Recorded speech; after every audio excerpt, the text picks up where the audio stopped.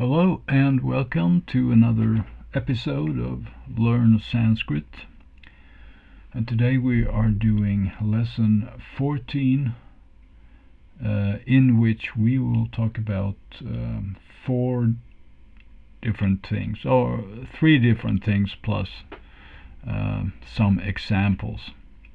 So the first thing we'll be doing is doing some new masculine nouns, and then we will do some new indeclinables, and the third session would be masculine noun endings in plural for nouns ending in a short a. Alright, so let's start with the masculine masculine nouns. Masculine nouns. That was a little too sketchy for my taste here, so we'll just masculine nouns in short a ending. Okay, so we have mūṣikaḥ.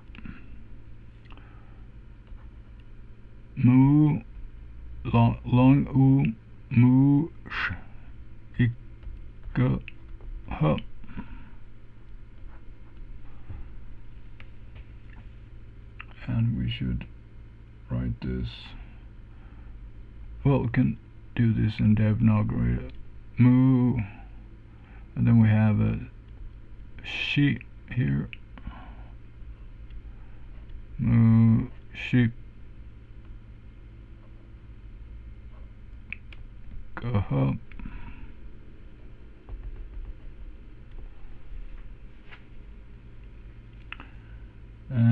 And that means the mouse.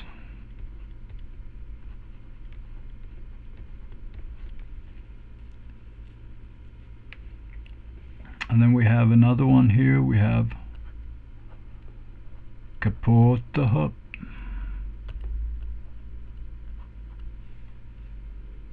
Visarga.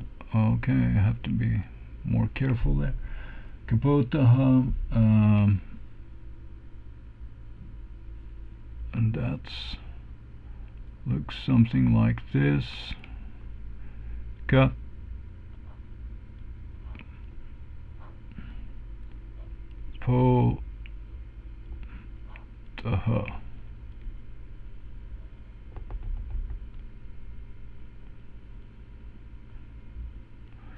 Kapotaḥ, and that's the pigeon. So we have a couple of animals today. Not plural. This should have singular. Okay. And then we can take the house animal, biḍālaḥ.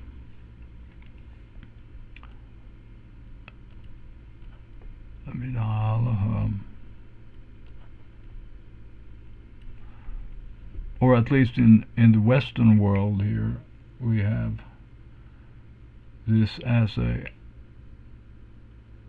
pet. Let's see, we have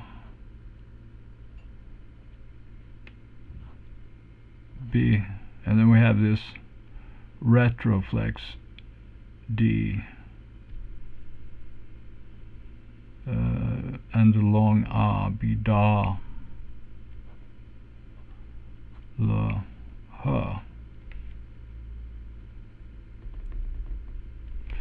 Biḍālaḥ. And that is the cat.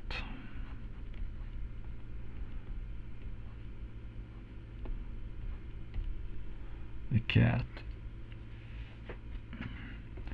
Alright, so those are the new words, and they are all masculine, ending in short a. So the idea is that the stem, the lookup term in a dictionary would be including the short a there. But this, of course, as we do in this course and many other Sanskrit textbooks, we use the nominative singular here, so that we get the feeling that we immediately can see that this is a masculine noun. Otherwise, it's not always possible to do that. Okay, so good. Now let's see what we do. So then we do the indeclinables. So let's take a new sheet there. New sheet for the indeclinables,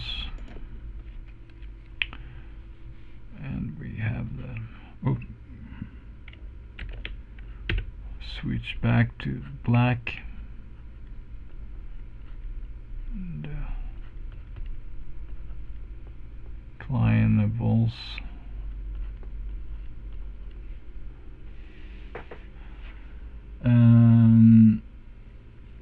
And these are,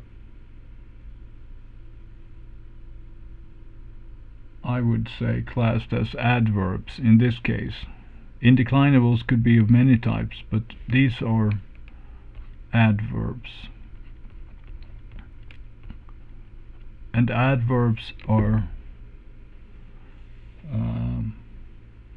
well, we can talk about the syntax later on. So let's line them up here. We have adhunā,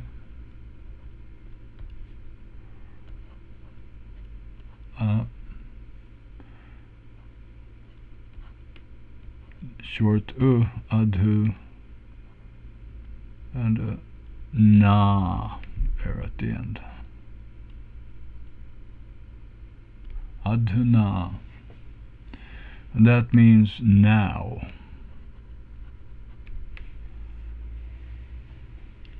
And of course, as always with words, there may be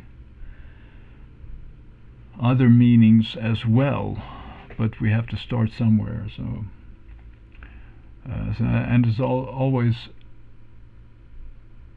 also depending on the context, so it's difficult to predict everything. Adya,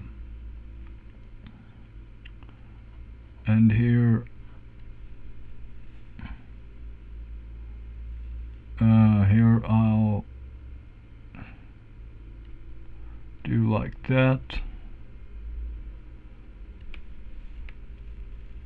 and that is today. And we'll talk more about this character in a short while. We'll just line these ones up here, and then we have iha, and then iha,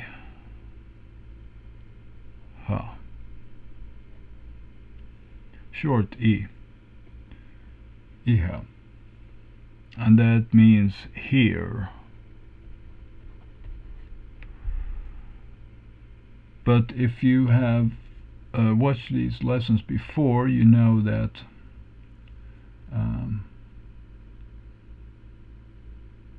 we previously, in some lesson, I'm not sure whether you can, which lesson was that? We have already, yeah, in lesson 7. In lesson 7 we introduced atra,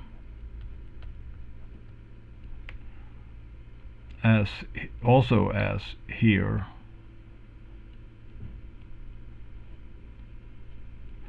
So I suggest now that we call them like this.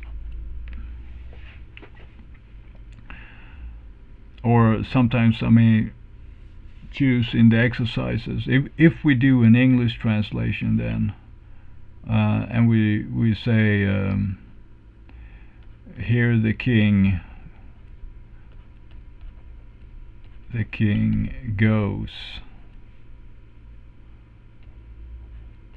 or something, I will specify somehow either maybe I'll do something like an exponential thing here too, up there, or here, or maybe just as I do here. I haven't really decided yet, but I think this is helpful because the number 2 here, or the number 1, indicates that there may be different variants, and I think these words are very important because I just checked in one of the parts of the well, it's called Ramapakayana, and it's a big chunk. It's a big blue book, and this is it's a very popular story in Sanskrit literature, and in that book I actually found approximately equal number of iha and atra. So I thought that was interesting that they are used almost equally much. So there's all there's very important that we sort of learn both of these at an early stage now. So if I say then here too the king goes, then we would use iha here in our translation exercise. Nripa gachati, or whatever, but if I use the exponent or a number here if I'm specifying the English word here with a number also, then I refer to this idea here that we have several ones and we want to keep track.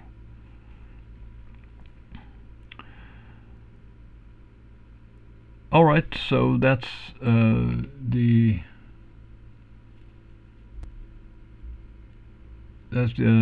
adverbs themselves, and so now what I want to do also talk about a little bit about the script or the letters in the Devanagari here,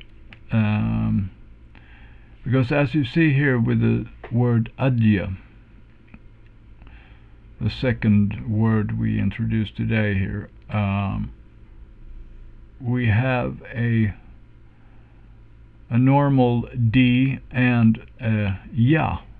So what we're looking for is a dya, which we haven't encountered yet. So what we want is, we could do this by using the normal D, da, and we could terminate it here just like that and say that okay, we'll skip the A and then we'll just do the ya here, dia. That would be okay, but it's not pretty, right? So this is the sort of, for certain typefaces do not have another way of doing it. So this is the poor man's version, but but what we want to do is to have a more beautiful solution, and that solution is that we do a somewhat smaller d, and then we sort of give it a ya also, like so. So this lower part here is sort of taking, is my concoction, or my idea here is you take this part of the ya and sort of also a little smaller scale. So then you would have a d and a ya together.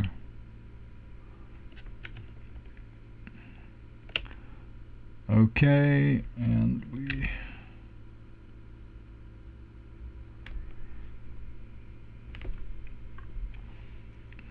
and then we also have the I, the starting initial I here, and that's simply, as I've been doing here, you do like a worm-like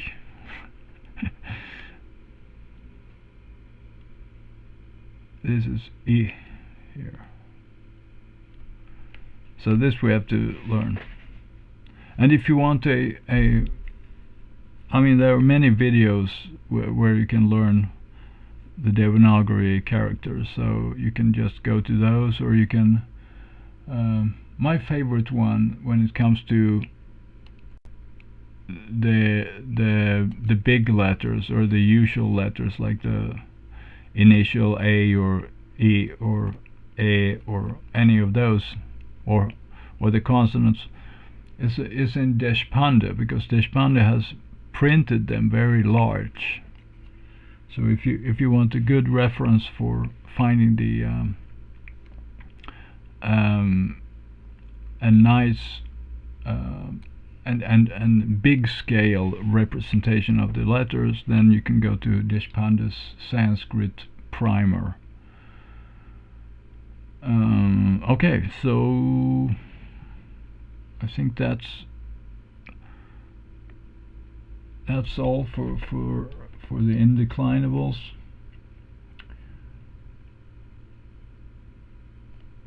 And yes, okay, so let's do another sheet, and let's introduce the noun ending for, if I just can find my pointer here. Oh, there it is. Plural forms, or plural form of masculine nouns ending in A.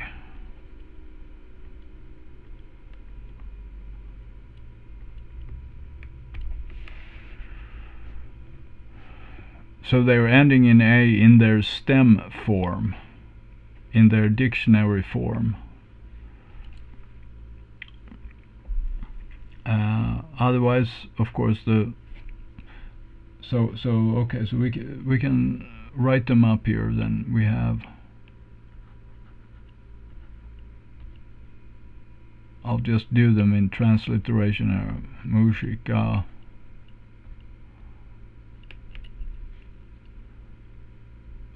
let's do a little space. Kapotaḥ.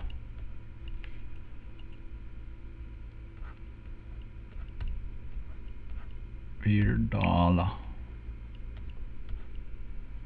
So that's the stem form, and so they are ending in A here to the left. And then we have the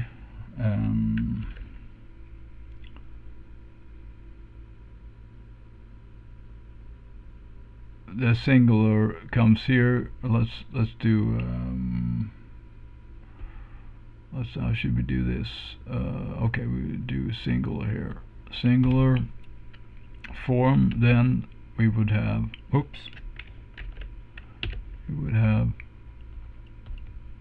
mūṣikaḥ,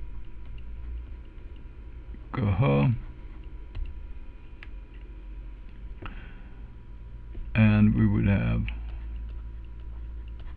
this is no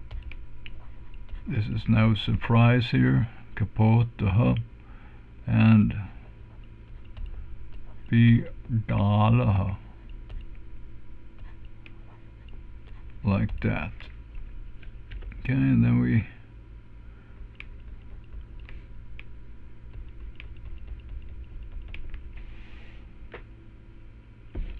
can say, well, we can say it's ending a. Well, if we're following the stem here, we call it this is stem form of the noun. Then of course it's the visarga here only that is the ending. But I'll return to this discussion in a few minutes when we are actually doing the plural form to the very right. So then we have a refreshment here, refreshing our memory here with the dual form mūṣikaḥ,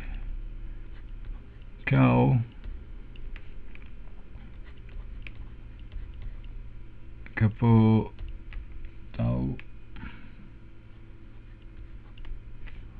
and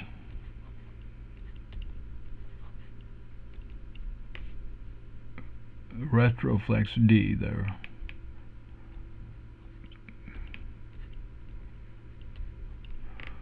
Right, that's the dual form, and then now the new form here, which is the plural, which would be then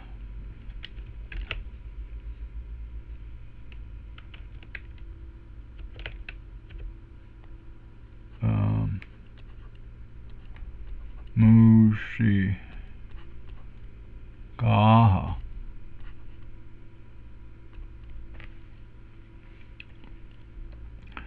And similarly here, kapotaḥ and biḍālaḥ.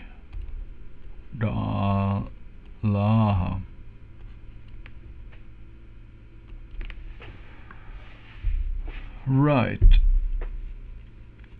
Now, so then to describe this, we could say, if we go back to singular here, then mūṣikaḥ. We could say, if we're looking at the stem here, we could say, okay, so we have a visarga ending, we're adding on there, and here we would have an au ending, or u ending, or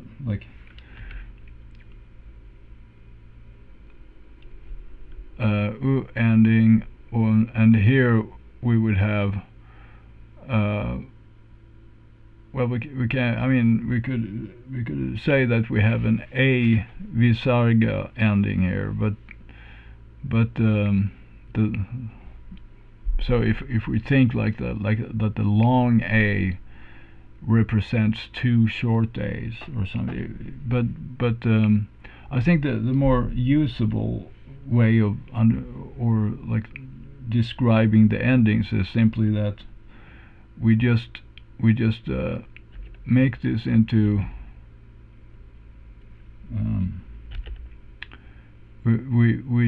we define it not with the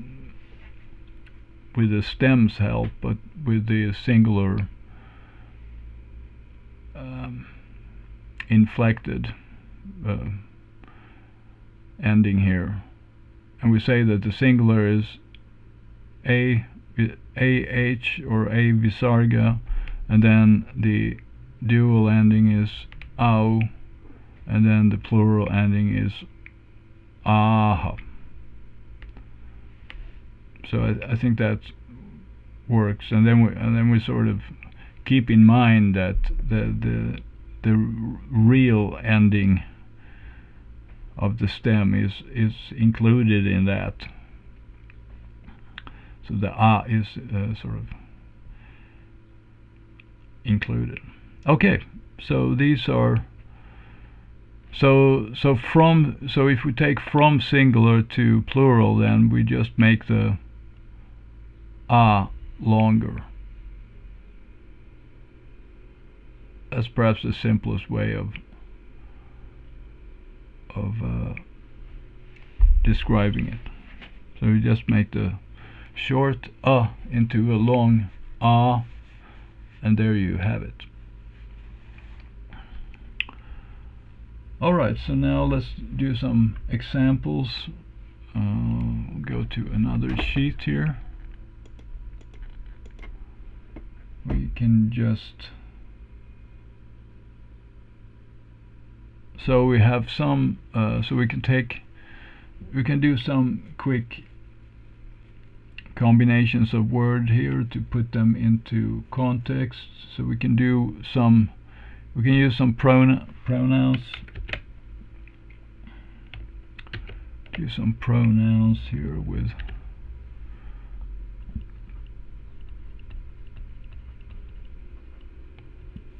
so we could say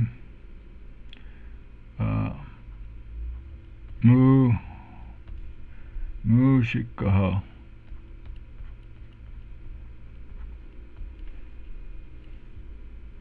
sah,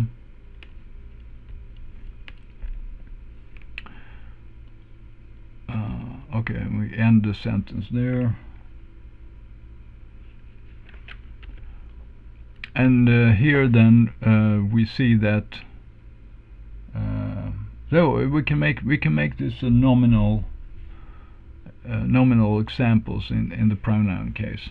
So here we see that saha is nominative singular, and mūṣikaḥ is also nominative singular. And since saha stands in is on the right, last in the sentence, we say that we guess this and say that this is the subject here, and that makes this sentence a nominal construction, syntax 2, right?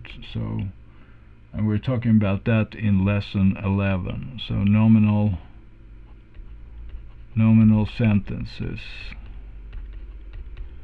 lesson 11. So syntax 2 is when the subject is to the right and the noun predicate to the left. But we can also do the opposite. We can put the subject first, and we can do a tau mūṣikaḥ,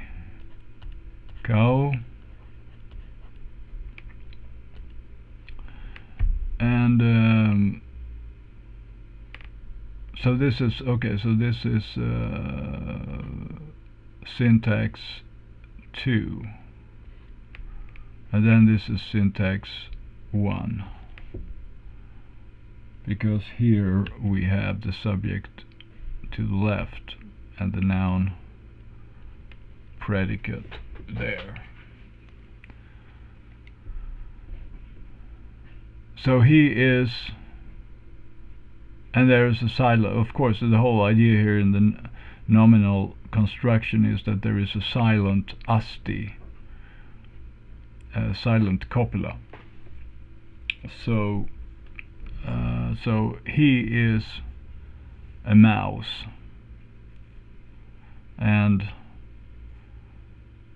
those two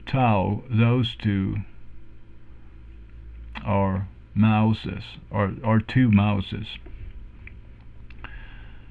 And then we have a last example with the new plural. Then we can do, then we can do, and of course we also observe here that tau here is the masculine pronoun in dual number.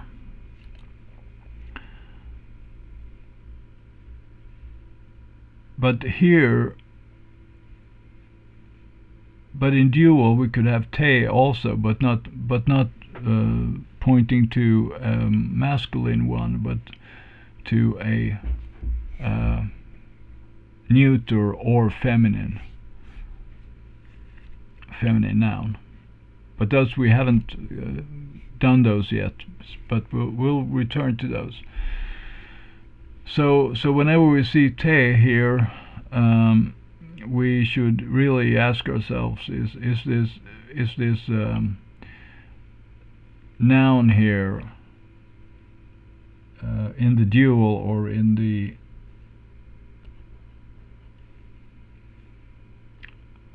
plural?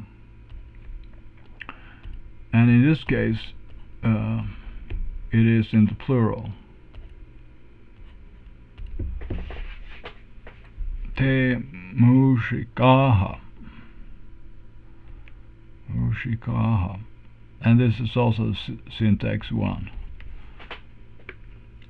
for nominal sentences. We have the subject here and the noun predicate there.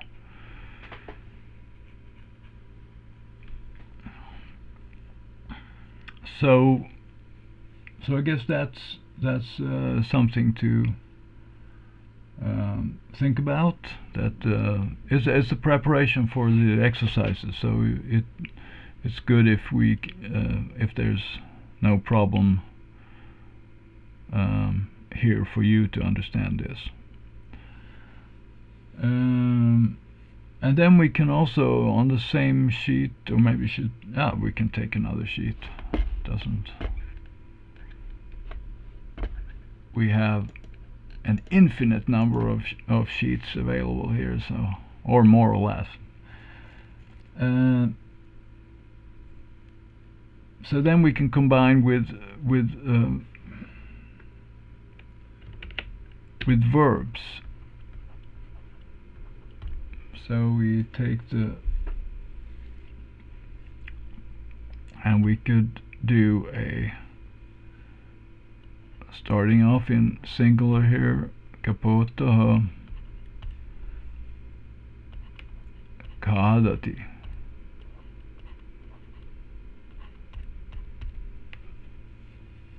So the pigeon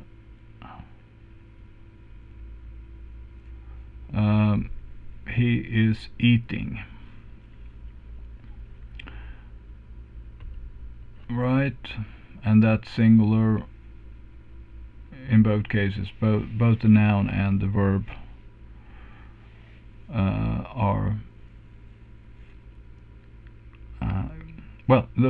so it's very simple syntax here. It's just a noun, but we have to have the number corresponding. That's the kapotaḥ, kādatāh.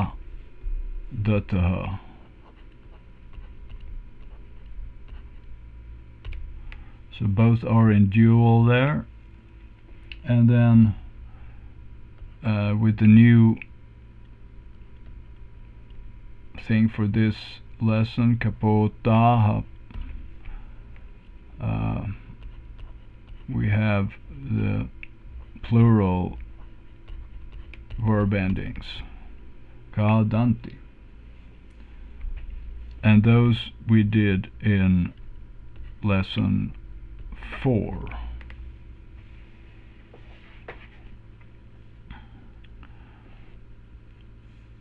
Right, so that's a little bit like that, and then we can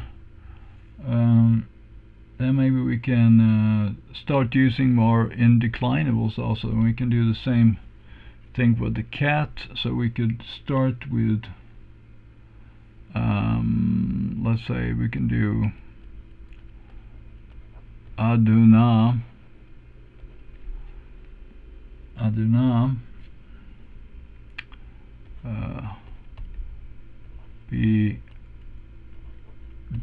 long a biḍālaḥ,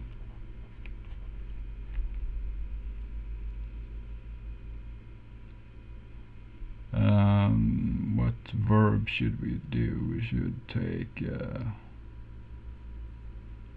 dhavati.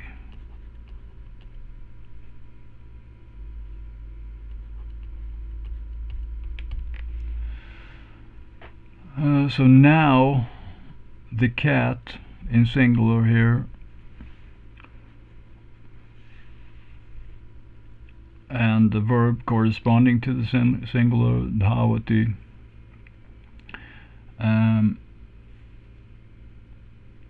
So now the cat, he is running, or he runs.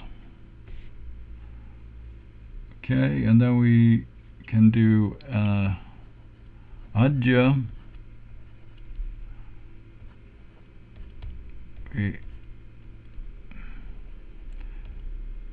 Although now we do it in dual. With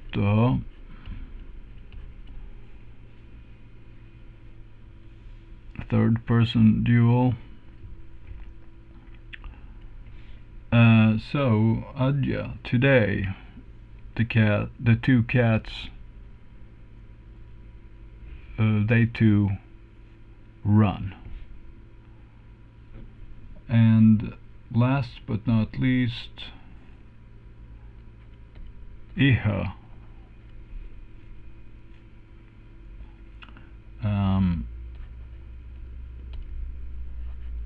biḍālaḥ,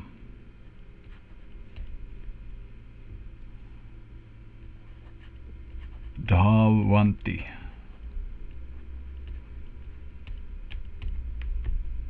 Okay, end of sentence. So these are 3 examples with the added indeclinable, added adverbs here in this case, to give a little bit more flavor to the sentences. Okay, so I think that's enough for lesson 14, and now to so the next couple of videos, 3 videos are planned here, will be for exercises for lesson 14. So we'll have the I think I usually call them the A, B, and I call them the E1, E2, and E3 for lesson 14. So that's lesson 14 dash E1, E2, or E3, and they should be in the playlist. If you're already in the playlist, they will come up hopefully automatically by the grace of YouTube. All right, thank you for tuning in here, and I'll see you in the next lesson or in the next exercises. Have a good day. Bye bye.